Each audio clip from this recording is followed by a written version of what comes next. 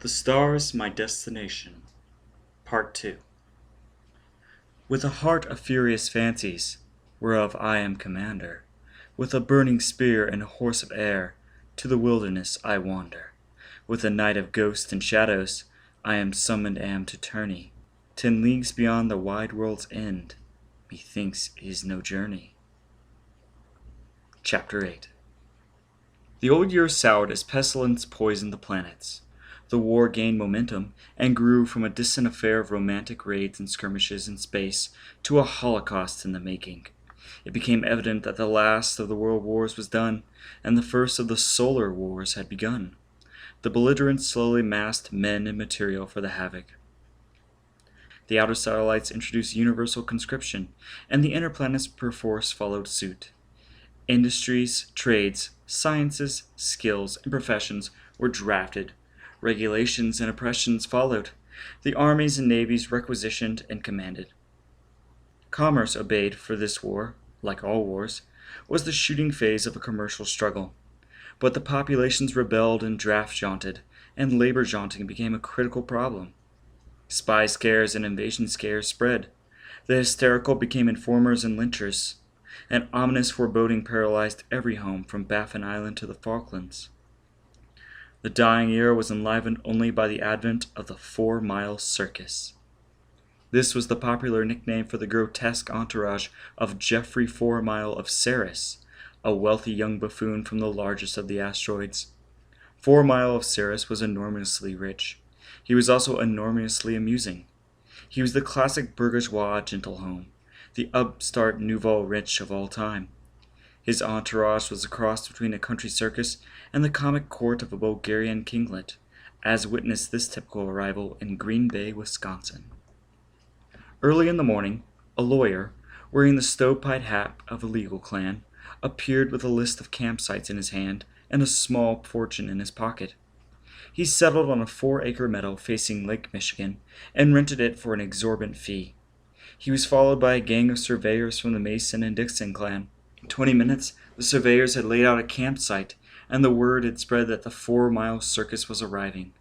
Locals from Wisconsin, Michigan, and Minnesota came to watch the fun. 20 roustabouts jaunted in, each carrying a tent pack on his back. There was a mighty overture of bawled orders, shouts, curses, and the tortured scream of compressed air. 20 giant tents ballooned upward, their lac and latex surfaces gleaming as they dried in the winter sun. The spectators cheered. A 6-motor helicopter drifted down and hovered over a giant trampoline. Its belly opened, and a cascade of furnishings came down. Servants, valets, chefs, and waiters jaunted in. They furnished and decorated the tents. The kitchens began smoking, and the odor of frying, broiling, and baking pervaded the camp.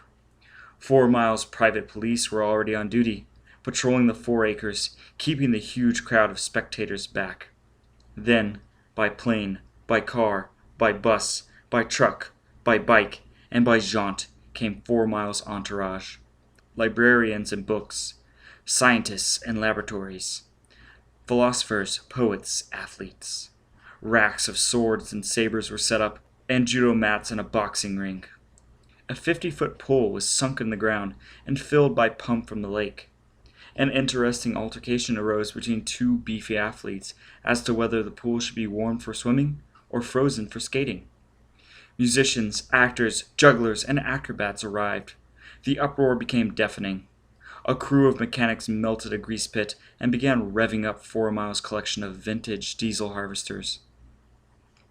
Last of all came the camp followers, wives, daughters, mistresses, whores, beggars, chiselers, and grafters. By mid-morning, the roar of the circus could be heard for 4 miles, hence the nickname. At noon, 4-Mile of Ceres arrived with a display of conspicuous transportation so outlandish that it had been known to make a 7-year melancholic laugh. A giant amphibian thrummed up from the south and landed on the lake. An LST barge emerged from the plain and droned across the water to the shore. Its forward wall banged down into a drawbridge, and out came a 20th century staff car. Wonder piled on wonder for the delighted spectators, for the staff car drove a matter of 20 yards to the center of the camp and then stopped. What could possibly come out next? Bike? No, roller skates. He'll come out on a pogo stick. 4 Mile capped their wildest speculations. The muzzle of a circus cannon thrust up from the staff car. There was a bang of a black powder explosion, and 4 Mile of Ceres was shot out of the cannon in a graceful arc to the very door of his tent, where he was caught in a net by 4 valets. The applause that greeted him could be heard for 6 miles. 4 Mile climbed onto his valet's shoulders and motioned for silence. Oh God, it's gonna make a speech. It? You mean he, don't you? No, it. It can't be human. Friends, Romans, countrymen, 4 Mile began earnestly, lend me your ears. Shakespeare, 1564 to 1616. Damn! 4 white doves shook themselves out of 4 Mile's sleeves and fluttered away. He regarded them with astonishment and then continued. Friends, greetings, salutations, bonjour, bon temps, bon vivant, bon voyage, bon... What the hell? 4 Mile's pockets caught fire and rocketed forth Roman candles. He tried to put himself out. Streamers and confetti burst from him. Friends, shut up! I'll get this speech straight. Quiet! Friends! 4 Mile looked down at himself in dismay. His clothes were melting away, revealing lurid scarlet underwear. Kleinman! He bellowed furiously. Kleinman! What happened to your goddamn hypno training? A hairy head thrust out of the tent. You studied for this speech last night, 4 Mile. You're damn right. For 2 hours I studied. Never took my head out of the hypno oven. Kleinman on prestigitation. Non, non, non, the hairy man bawled. How many times must I tell you? Prestigitation is not speech making. It's magic. Dummkopf. You have the wrong hypnosis taken. The scarlet underwear began melting. 4 Mile toppled from the shoulders of his shaking valets and disappeared within his tent. There was a roar of laughter and cheering, and the 4 Mile circus ripped into high gear. The kitchen sizzled and smoked. There was a perpetuity of eating and drinking. The music never stopped. The vaudeville never ceased. Inside his tent, 4 Mile changed his clothes, changed his mind, changed again, undressed again, kicked his valets, and called for his tailor in a bastard tongue of French, Mayfair, and affection. Halfway into a new suit, he recollected that he had neglected to bathe. He slapped his tailor, ordered 10 gallons of scent to be decanted into the pool, and was stricken with poetic inspiration. He summoned his resident poet. Take this down, 4 Mile commanded. Le roi est mort le... Wait, what rhymes with noon? June, his poet suggested. Croon, soon, dune, loon, moon, rune, tune, boon. I forgot my experiment, 4 Mile exclaimed. Dr. Bohun! Dr. Bohun! Half naked, he rushed pell-mell into the laboratory where he blew himself and Dr. Bohun, his resident chemist, halfway across the tent. As the chemist attempted to raise himself from the floor, he found himself seized in a most painful and embarrassing stranglehold. Noguchi! 4 Mile shouted. Aye, Noguchi! I just invented a new judo hold! 4 Mile stood up, lifting the suffocating chemist, and jaunted to the judo mat, where the little Japanese inspected the hold and shook his head. No, please, he hissed politely. Pressure on windpipe are not perpetually lethal. I show you, please. He seized the dazed chemic, whirled him, and deposited him on the mat in a position of perpetual self-strangulation. You observe, please, 4 Mile? But 4 Mile was in the library, bludgeoning his librarian over the head with Bloch's Das Sexual Leben, 8 pounds 9 ounces, because that unhappy man could produce no text on the manufacture of perpetual motion machines. He rushed to his physics laboratory, where he destroyed an expensive chronometer to experiment with cog wheels, jaunted to the bandstand, where he seized a baton and led the orchestra into confusion, put on skates and fell into the scented swimming pool, was hauled out, swearing furiously at the lack of ice, and was heard to express a desire for solitude. I wish to communicate with myself, 4 Mile said, kicking his valets in all directions. He was snoring before the last of them limped to the door and closed it behind him. The snoring stopped, and Foyle rose. That ought to hold them for today, he muttered, and went into his dressing room. He stood before a mirror and took a deep breath and held it, meanwhile watching his face. At the expiration of 1 minute, it was still untainted. He continued to hold his breath, maintaining rigid control over pulse and muscle, mastering the strain with iron calm. At 2 minutes and 20 seconds, the stigmata appeared, blood red. Foyle let out his breath. The tiger mask faded. "Better," he muttered. "Much better. The old fakir was right. Yoga is the answer. Control. Pulse, breath, bowel, brains." He stripped and examined his body. He was in magnificent condition, but his skin still showed delicate silver seams and a network from neck to ankles. It looked as though someone had carved an outline of the nervous system into Foyle's flesh. The silver seams were the scars of an operation that had not yet faded. That operation had cost Foyle a 200,000 bribe to the chief surgeon of Mars Commando Bridge and had transformed him into an extraordinary fighting machine. Every nerve plexus had been rewired. Microscopic transistors and transformers had been buried in muscle and bone, and a minute platinum outlet showed at the base of his spine. To this, Foyle affixed a power pack the size of a pea and switched it on. His body began an internal electronic vibration that was almost mechanical. More machine than man, he thought. He dressed, rejected the extravagant apparel of 4 Mile of Ceres for the anonymous black coverall of action.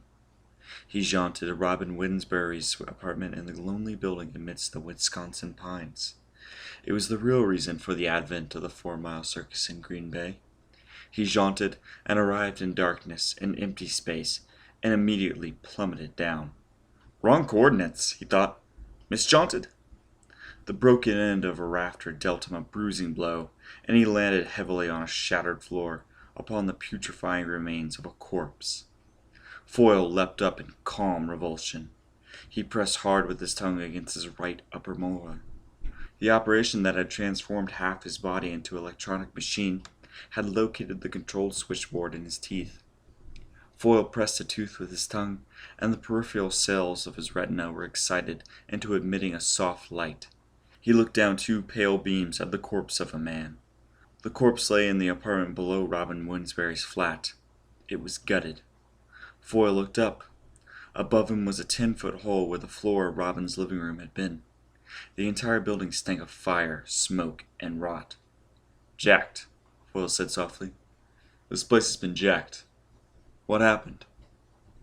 The jaunting age had crystallized the hobos, tramps, and vagabonds of the world into a new class. They followed the night from east to west, always in darkness, always in search of loot, the leavings of disaster, carrion. If an earthquake shattered a warehouse, they were jacking it the following night. If fire opened a house or explosion split the defenses of a shop, they jaunted in and scavenged. They called themselves jack-jaunters. They were jackals. Foyle climbed up the wreckage to the corridor on the floor above. The jack-jaunters had a camp there. A whole calf roasted before a fire, which sparked up to the sky through a rent in the roof. There were a dozen men and 3 women around the fire, rough, dangerous, jabbering in Cockney rhyming slang of the jackals. They were dressed in mismatched clothes and drinking potato beer from champagne glasses. An ominous growl of anger and terror met Foyle's appearance as the big man in black came up through the rubble, his intent eyes emitting pale beams of light. Calmly, he strode through the rising mob to the entrance of Robin Winsbury's flat. His iron control gave him an air of detachment. If she's dead, he thought, I'm finished. I've got to use her. But if she's dead... Robin's apartment was gutted like the rest of the building. The living room was an oval of floor around the jagged hole in the center. Foyle searched for a body. 2 men and a woman were in the bed in the bedroom. The men cursed. The women shrieked at the apparition. The men hurled themselves at Foyle. He backed a step and pressed his tongue against the upper incisor. Neural circuits buzzed, and every sense and response in his body was accelerated by a factor of 5. The effect was instantaneous reduction of the external world to extreme slow motion. Sound became a deep garble. Color shifted down the spectrum to red. The two assailants seemed to float towards them with dreamlike languor. To the rest of the world, Foyle became a blur of action. He sidestepped the blow inching toward him, walked around the man, raised him, and threw him towards the crater in the living room. He threw the second man after the first jackal.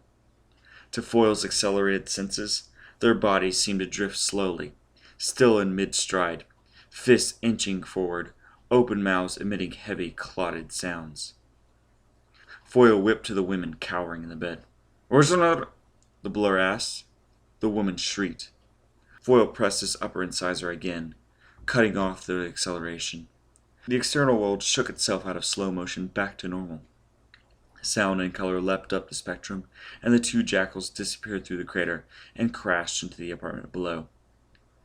"Was there a body?" Foyle repeated gently. "A Negro girl." The woman was unintelligible. He took her by the hair and shook her, then hurled her through the crater in the living room. His search for a clue to Robin's face was interrupted by the mob from the hall. They carried torches and makeshift weapons. The jack-jaunters were not professional killers. They only worried defenseless prey to death. "Don't bother me," Foyle warned quietly, ferreting intently through closets and under overturned furniture. They edged closer, goaded by a ruffian in a mink suit and a tri-cornered hat, and inspired by the curses percolating from the floor below. The man in the tricorn threw a torch at Foyle. It burned him. Foyle accelerated again, and the jack-jaunters were transformed into living statues.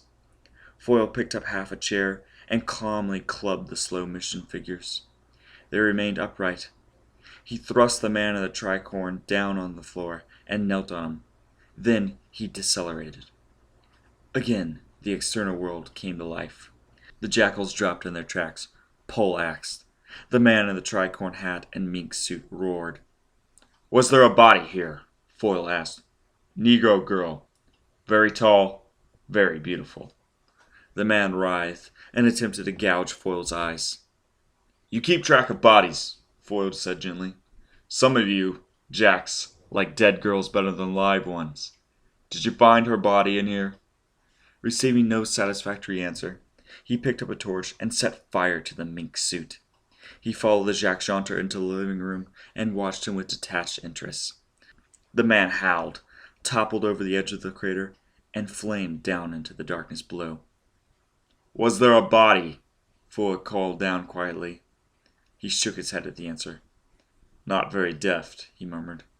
"I've got to learn how to extract information. Dagenham could teach me a thing or two." He switched off his electronic system and jaunted.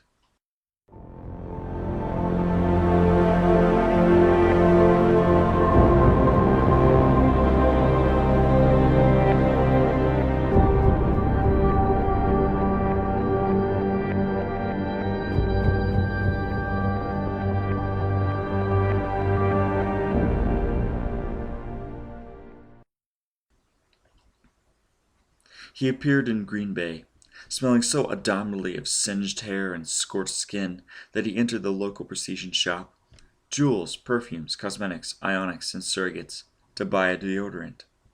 But the local Mr. Presto had evidently witnessed the arrival of the 4-mile circus and recognized him.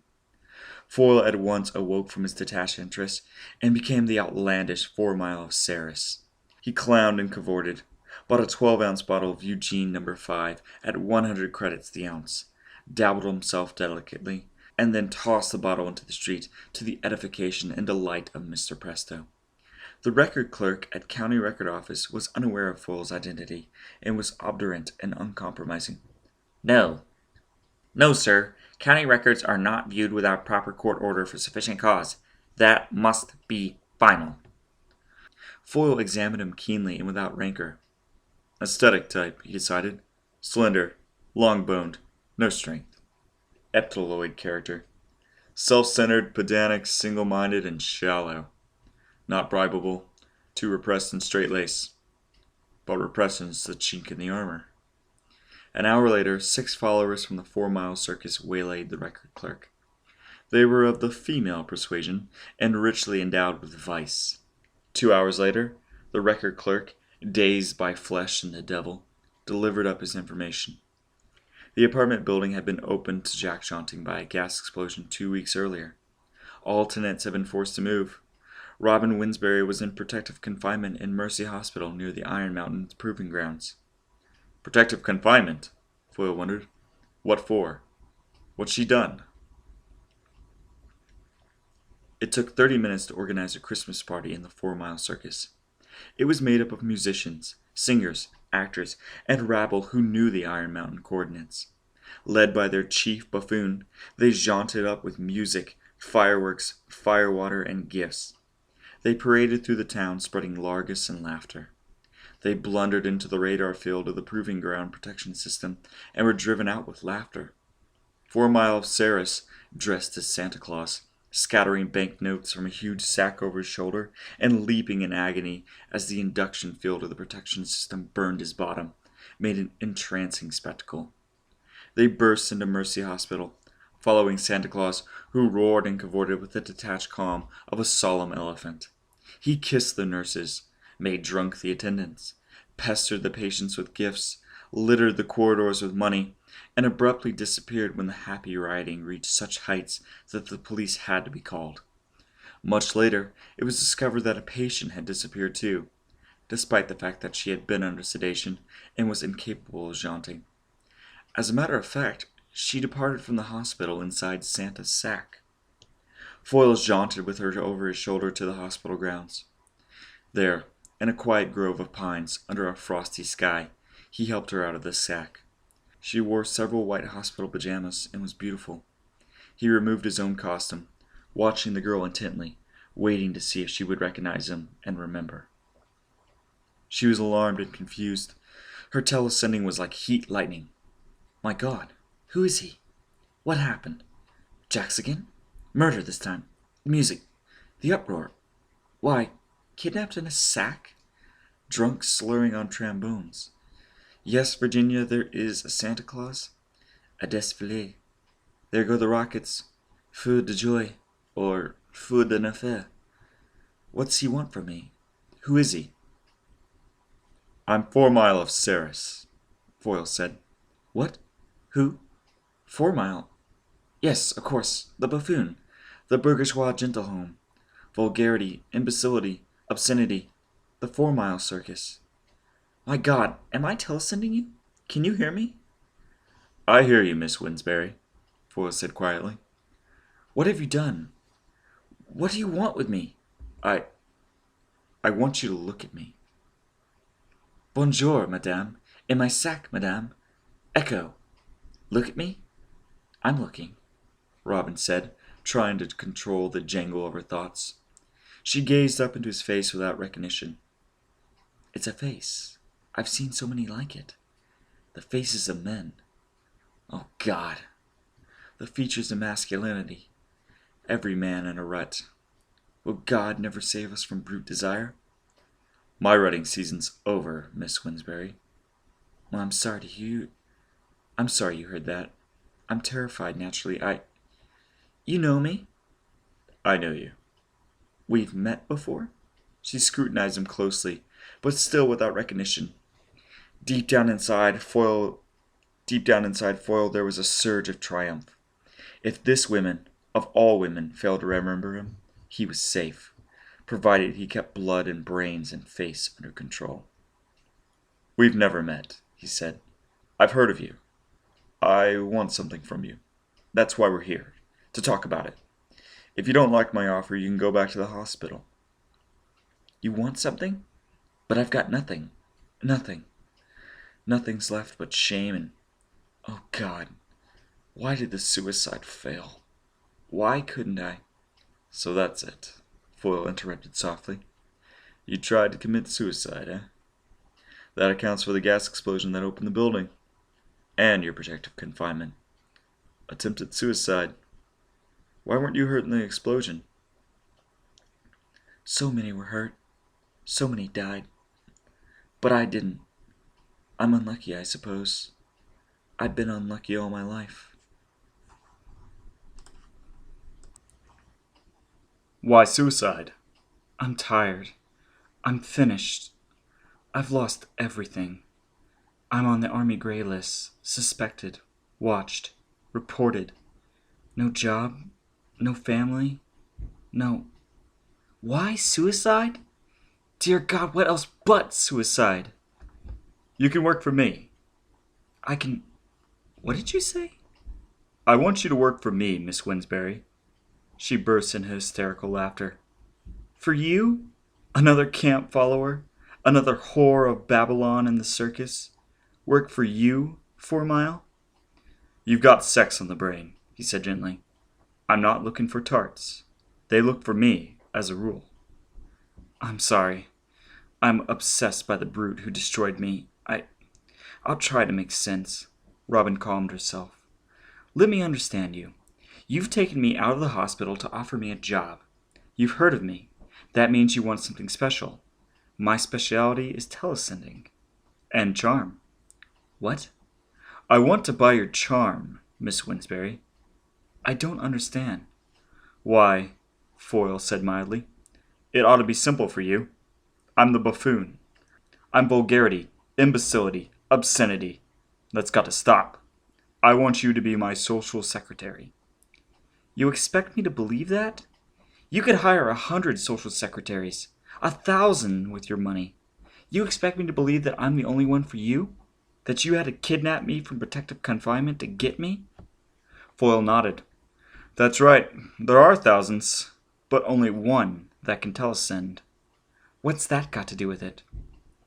You're going to be the ventriloquist. I'm going to be your dummy.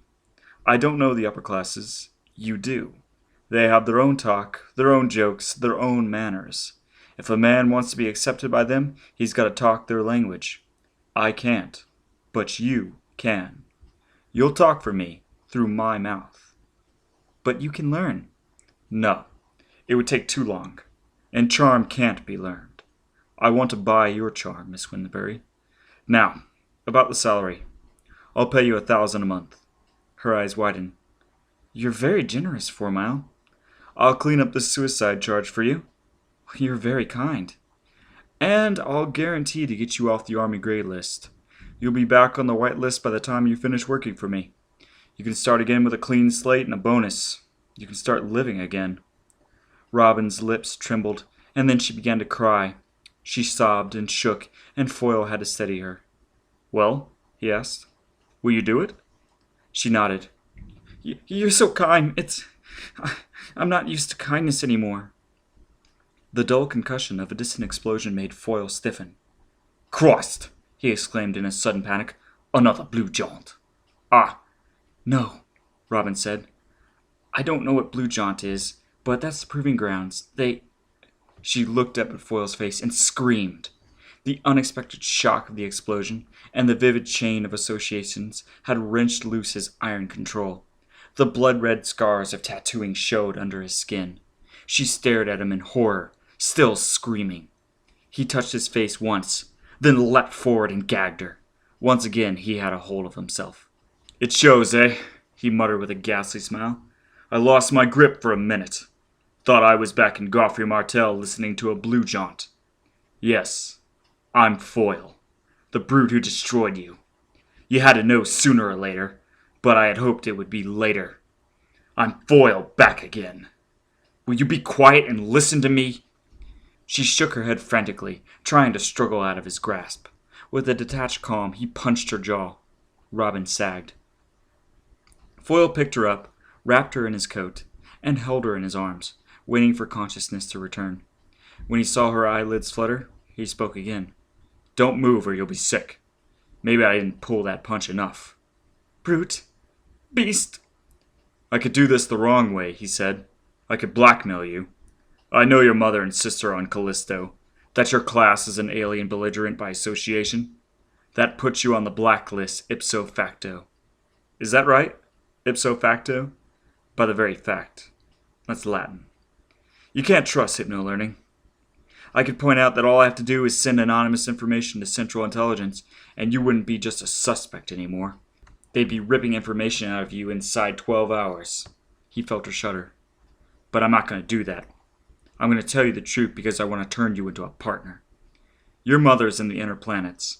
She's in the inner planets, he repeated. She may be on Terra. Safe? She whispered. I don't know. Put me down. You're cold. Put me down. He set her on her feet. You destroyed me once, she said in choked tones. Are you trying to destroy me again? No. Will you listen? She nodded. I was lost in space. I was dead and rotting for 6 months. A ship came up that could have saved me. It passed me by. It let me die. A ship named Vorga. Vorga T-1339. Does that mean anything to you? No. Jiz McQueen, a friend of mine who's dead now, once told me to find out why I was left to rot. That would be the answer to who gave the order. So I started buying information about Vorga. Any information. What's that have to do with my mother? Just listen. Information was tough to buy. The Vorga records were moved from Bowness and UIG files. I managed to locate 3 names. 3 out of a standard crew of 4 officers and 12 men. Nobody knew anything or nobody would talk. And I found this. Foyle took a silver locket from his pocket and handed it to Robin. It was pawned by some spaceman off the Vorga. That's all I could find out. Robin uttered a cry and opened the locket with trembling fingers. Inside was her picture and the picture of 2 other girls. As the locket was opened, the 3D photos smiled and whispered, Love from Robin, Mama. Love from Holly, Mama. Love from Wendy, Mama.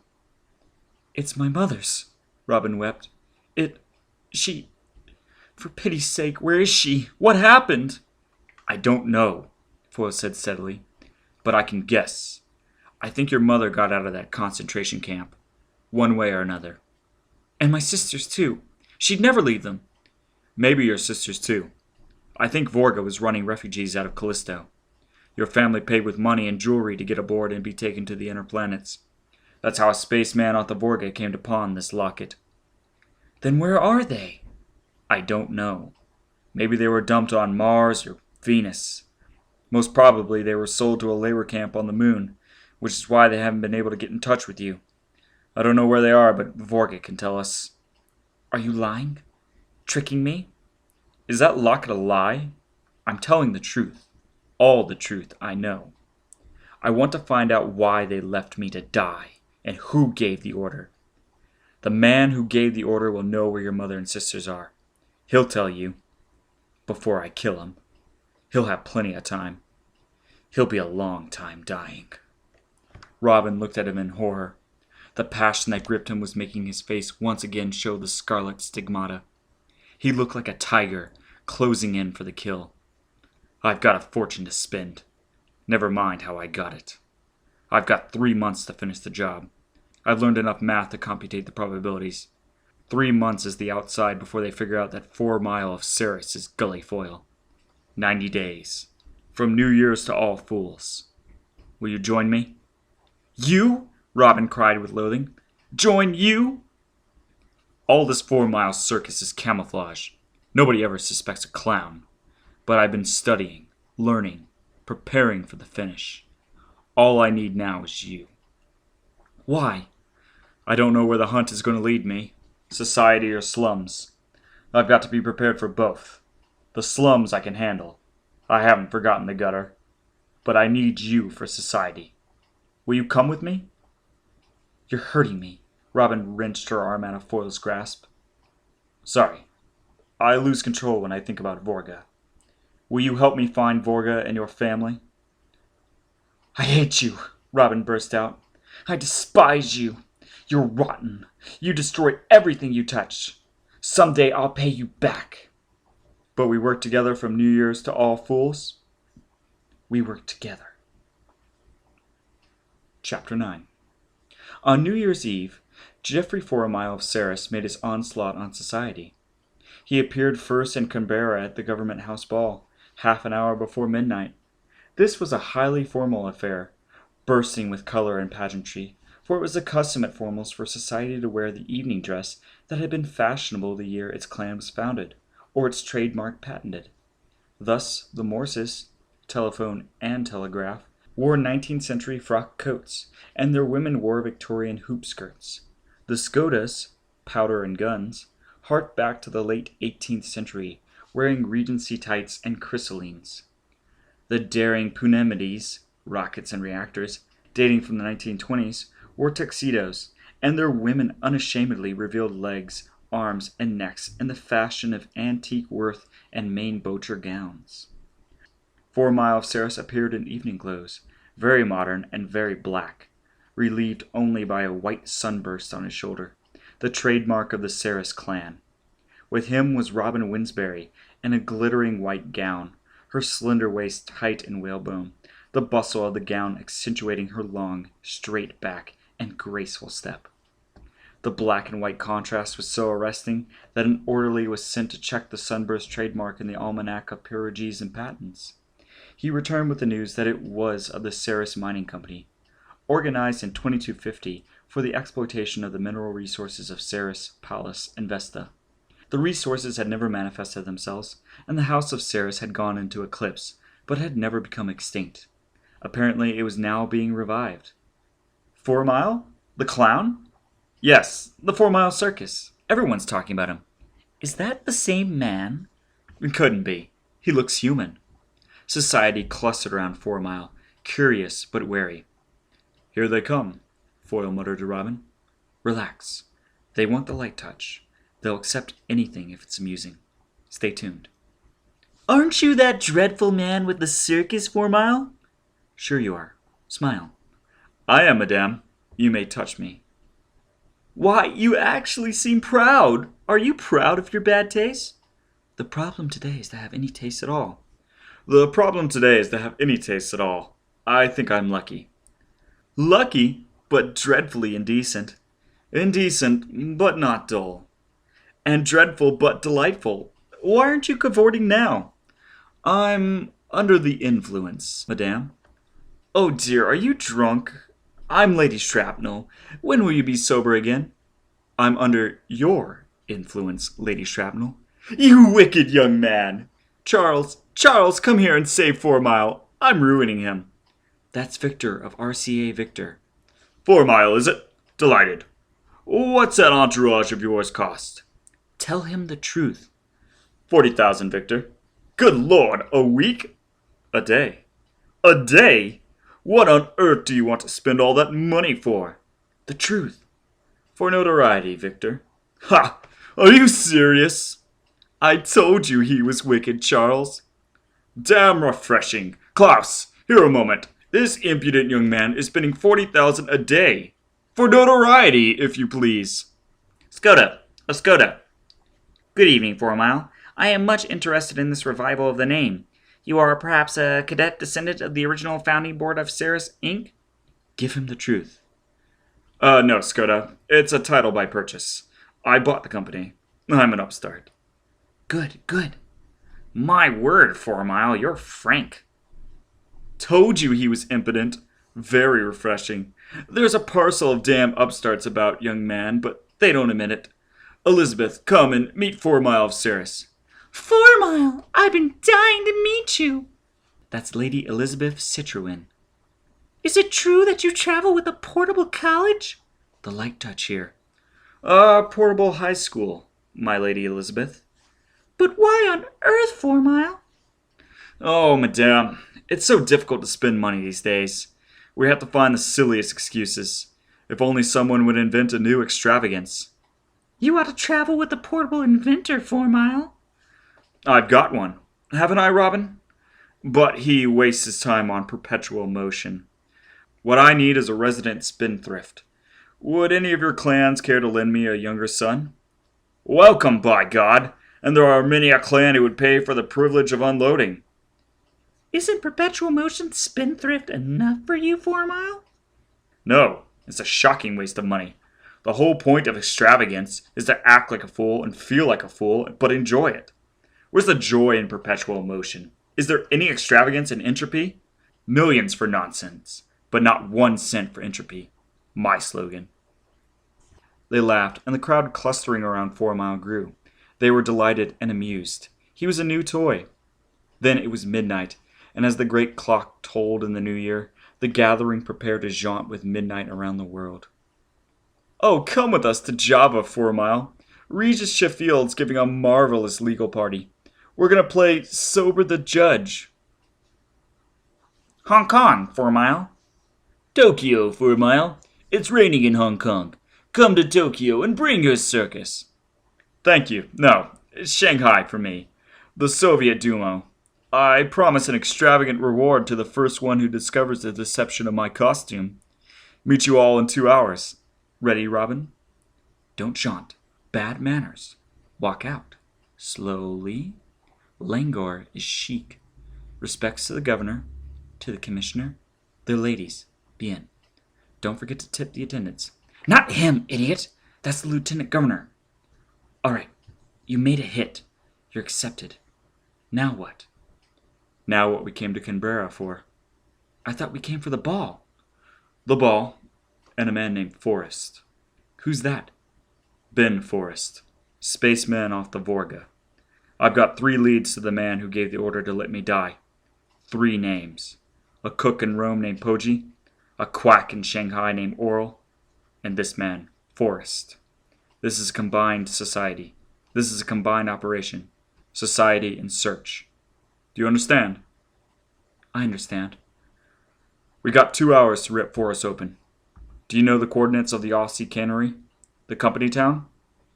I don't want any part of your Vorga revenge. I'm searching for my family. This is a combined operation. Every way, he said with such detached savagery that she winced and at once jaunted. When Foyle arrived in his tent in the 4-mile circus on Jervis Beach, she was already changing into travel clothes. Foyle looked at her.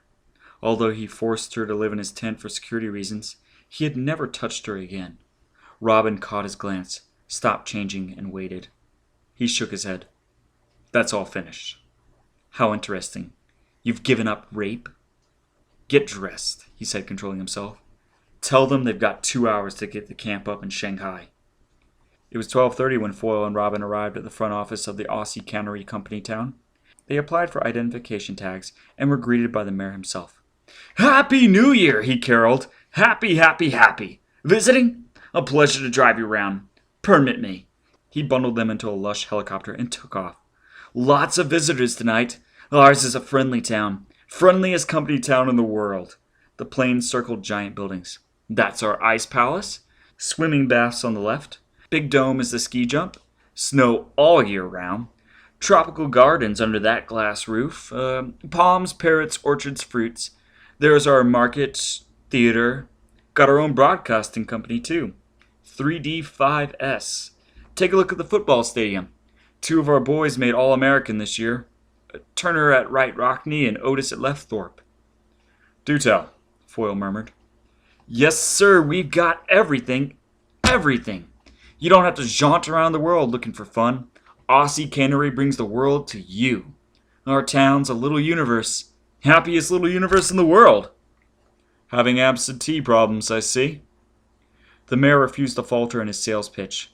Look down at the streets. You see those bikes? Motorcycles? Cars? We can afford more luxury transportation per capita than any other town on earth. Look at those homes, mansions. Our people are rich and happy. We keep them rich and happy. But do you keep them? What do you mean? Of course we. You can tell us the truth. We're not job prospects. Do you keep them? Oh, we can't keep them more than 6 months, the mayor groaned. It's a hell of a headache. We give them everything, but we can't hold on to them. They get the wanderlust and jaunt. Absenteeism cut our production by 12%. We can't even hold on to steady labor. Nobody can. There ought to be a law. Forrest, you said, he lives right here.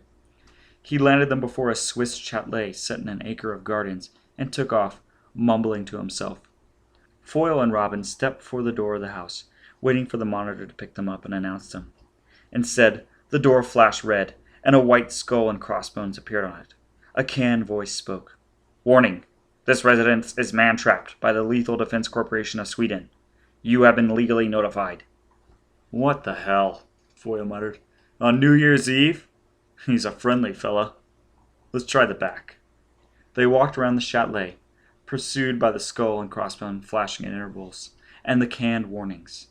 At one side, they saw the top of a cellar window, brightly illuminated, and heard the muffled chants of voices. "The Lord is my shepherd, I shall not want."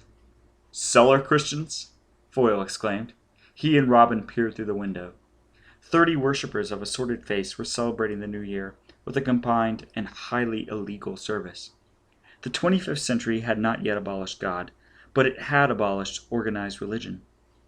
"No wonder the house is man-trapped," Foyle said. "Filthy practices like that. Look, they've got a priest and a rabbi, and that thing behind them is a crucifix." "Did you ever stop to think what swearing is?" Robin asked quietly. "You say Jesus and Jesus Christ. Do you know what that even means?" "It's just swearing, that's all. Like ouch or damn." "No, it's religion. You don't know it, but there are 2,000 years of meaning behind words like that." "This is no time for dirty talk," Foyle said impatiently. "Save it for later. Come on." The rear of the chalet was a solid wall of glass, the picture window of a dimly lit, empty living room. "Down on your face," Foyle ordered. "I'm going in." Robin lay prone on the marble patio. Foyle triggered his body, accelerated into a lightning blur, and smashed a hole in the glass wall. Far down on the sound spectrum, he heard a dull concussion. There were shots. Quick projectiles laced towards him. Foyle dropped to the floor and turned his ears, sweeping from low bass to supersonic, until at last he picked up the hum of the man-trap control mechanism. He turned his head gently, pinpointed the location by biannual DF, wove in through the stream of shots, and demolished the mechanism. He decelerated. "Come on, quick!" Robin joined him in the living room, trembling. The cellar Christians were pouring up into the house somewhere, emitting the sound of martyrs. "Wait here," Foyle grunted. He accelerated, blurred through the house, located the cellar Christians in poses of frozen light, and sorted through them. He returned to Robin and decelerated. "None of them is Forrest," he reported. "Maybe he's upstairs, the back way, while they were going out front. Come on!" They raced up the back stairs. On the landing, they paused to take bearings. "We have to work fast," Foyle muttered. "Between the shots and the religion riot, the world and his wife will be jaunting around asking questions." He broke off. A low mewling sound came from a door at the head of the stairs. Foyle sniffed. "Analog," he exclaimed. "That must be Forrest. How about that? Religion in the cellar and dope upstairs." "What are you talking about?" "I'll explain later. In here. I only hope he isn't on a gorilla kick." Foyle went through the door like a diesel tractor. They were in a large bare room. A heavy rope was suspended from the ceiling. A naked man was entwined with a rope midway in the air. He squirmed and slithered up and down the rope, emitting a mewling sound and a musky odor. "Python," Foyle said. "That's a break. Don't go near him. He'll mash your bones if he touches you." Voices began to call. "Forrest! What's all the shooting? Happy New Year, Forrest! Where the hell's the celebration?" "Here they come," Foyle grunted. "Have to jaunt him out of here. Meet you at the back. Go!" He whipped a knife out of his pocket and cut the rope, swung the squirming man to his back, and jaunted. Robin was on the empty Jervis beach a moment before him. Foyle arrived with the squirming man oozing over his neck and shoulders like a python, crushing him in a terrifying embrace. The red stigmata suddenly burst out on Foyle's face. "Sinbad," he said in a string of voice. "Old man of the sea. Quick, girl. Right pockets. 3 over, 2 down. Sting ampule. Let him have it any..." His voice was choked off. Robin opened the pocket, found a packet of glass beads, and took them out. Each bead had a bee's sting end. She thrust the sting of an ampule into the writhing man's neck. He collapsed. Foyle shook him off and arose from the sand. "Christ," he muttered, massaging his throat. He took a deep breath. "Blood and bowels. Control," he said, resuming his air of detached calm. The scarlet tattooing faded from his face.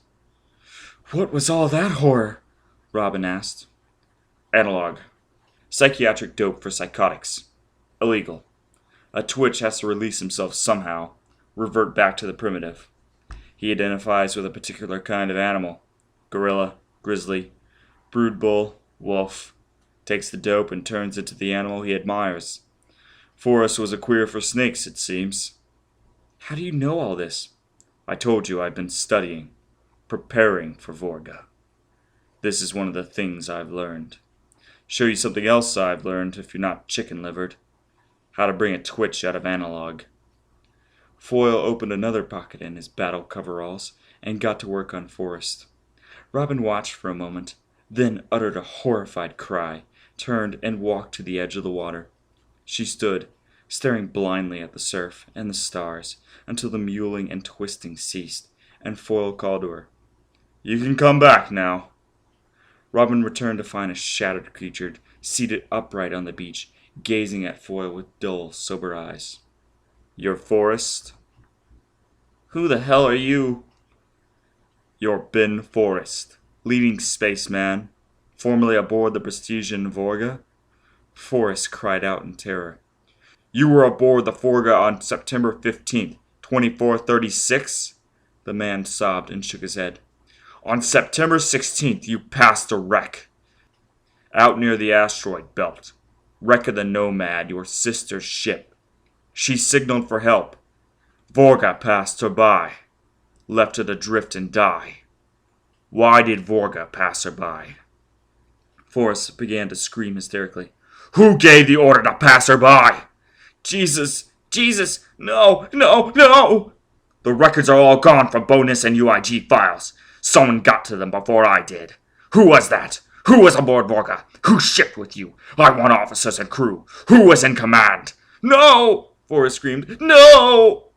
Foyle held a sheaf of banknotes before the hysterical man's face. I'll pay for information. 50,000. Analog for the rest of your life. Who gave the order to let me die, Forrest? Who?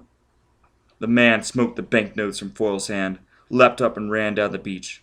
Foyle tackled him at the edge of the surf. Forrest fell headlong, his face in the water. Foyle held him there. Who commanded Vorga, Forrest? Who gave the order?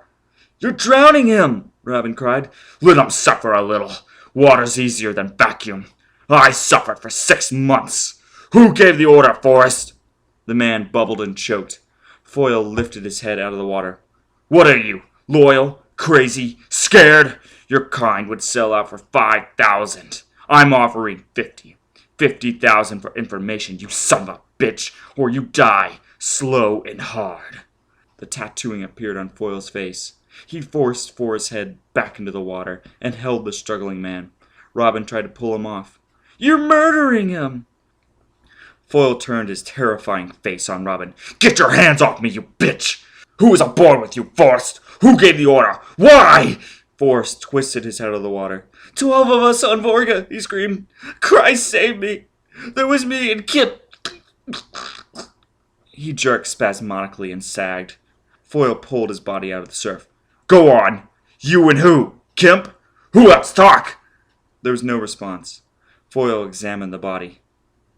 Dead, he growled. Oh my God! Oh my God! One lead shot to hell. Just when he was opening up. What a damn break. He took a deep breath and drew calm about him like an iron cloak. The tattooing disappeared from his face. He adjusted his watch for 120 degrees east longitude. Almost midnight in Shanghai. Let's go. Maybe we'll have better luck with Sergei Oral, pharmacist made off the Vorga. Don't look so scared. This is only the beginning. Go, girl. Jaunt. Robin gasped. He saw that she was staring over his shoulder with an expression of incredulity. Foyle turned. A flaming figure loomed on the beach.